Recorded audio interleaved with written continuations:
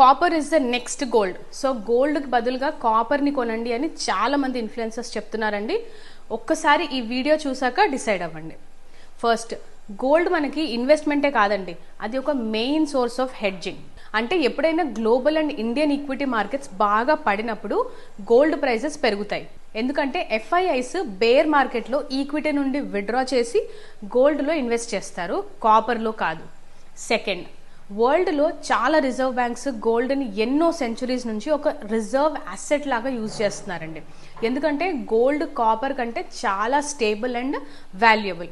Gold value చాలా పడినా కూడా మీరు దాన్ని అట్లీస్ట్ ఆర్నమెంట్స్ లాగా కన్వర్ట్ చేసి యూస్ చేసుకోవచ్చు అండ్ కాన్ఫిడెన్స్తో హోల్డ్ కూడా చేయొచ్చు. బట్ కాపర్తో మనం అలాగా చేయలేము.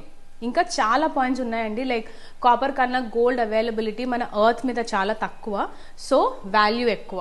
అండ్ గోల్డ్ ఈజీగా లిక్విడేట్ చేసుకోవచ్చండి, any place, any time, anywhere. అలాగే గోల్డ్ వాలటైలిటీ కూడా చాలా తక్కువ ఉంటుంది compare to copper.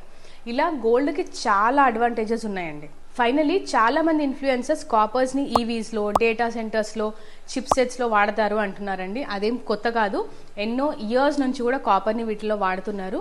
So కాపర్లో invest చేసే ముందు ఈ పాయింట్స్ అన్ని మైండ్లో పెట్టుకొని ఇన్వెస్ట్ చేయండి. అండ్ అలానే ఈ వీడియోని మీ ఫ్రెండ్స్తో కూడా షేర్ చేయండి. ఒకవేళ మీకు ఫ్రీ ఆల్గో టూల్స్ కావాలి అంటే bluechipalgos.com కి వెళ్ళండి.